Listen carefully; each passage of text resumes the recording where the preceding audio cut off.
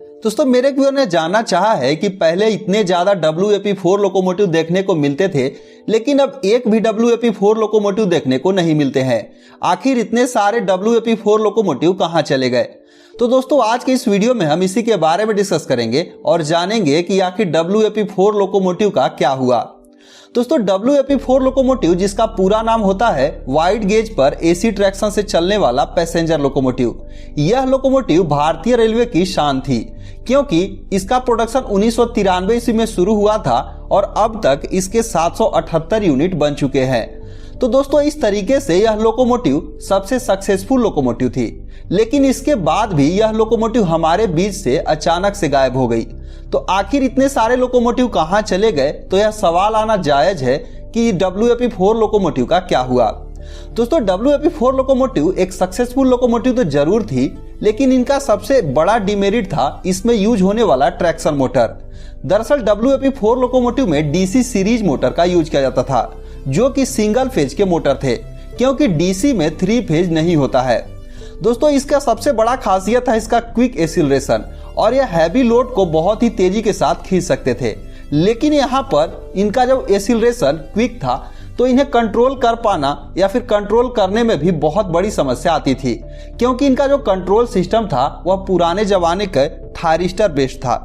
दोस्तों यहाँ पर होता क्या है कि जितने भी मॉडर्न लोकोमोटिव हैं इसमें IGBT या फिर मॉसफेट कंट्रोल सिस्टम का यूज किया जाता है, जिनका क्विक एक्सीलरेशन या डिसेलरेशन होता है। तो इस तरीके से इनके जो कंट्रोल सिस्टम भी एडवांस होने चाहिए, ताकि इन लोकोमोटिव को अच्छे से कंट्रोल किया जा सके।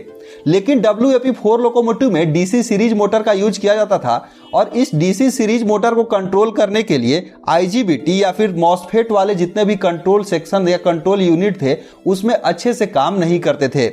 इसमें सिर्फ थायरिस्टर बेस्ड ही कंट्रोल सिस्टम काम करता था, और थायरिस्टर बेस्ड कंट्रोल सिस्टम जो होते हैं वो इतने अच्छे नहीं होते थे। लेकिन जैसे जैसे टेक्नोलॉजी बदलती गई और यहाँ पर मॉडर्न लोकोमोटिव में जब इस तरीके से IGBT या फिर मॉसफेट वाले कंट्रोल सिस्टम आए, तो ये जो कंट्रोल सिस्टम थे ये 3 फेज वाले लोकोमोटिव में ही काम करते थे।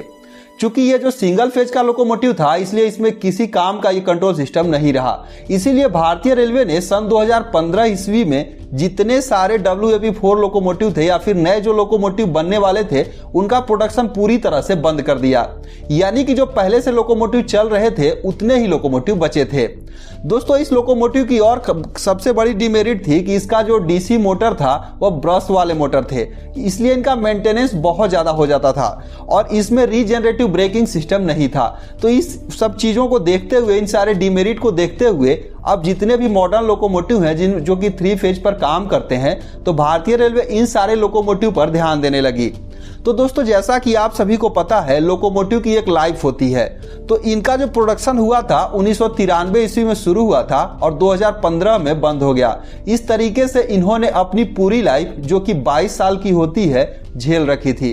तो यहाँ पर 22 साल की आयु समाप्त होने के बाद धीरे धीरे करके भारतीय रेलवे इन सारे लोकोमोटिव को हटाते जा रही है, क्योंकि इसमें दोबारा से 3 फेज लोकोमोटिव को इंस्टॉल करने में सारे सिस्टम को बदलना पड़ेगा, और दोबारा से इनका प्रोडक्शन हो नहीं रहा है। तो जैसे जैसे इन लोकोमोटिव की आयु समाप्त होती जा रही है, यह हमारे बीच से धीरे धीरे करके गायब होते जा रहे हैं। और दोस्तों एक दिन, कुछ दिन बाद और आएगा जिसमें एक भी आपको WAP4 लोकोमोटिव देखने को नहीं मिलेंगे।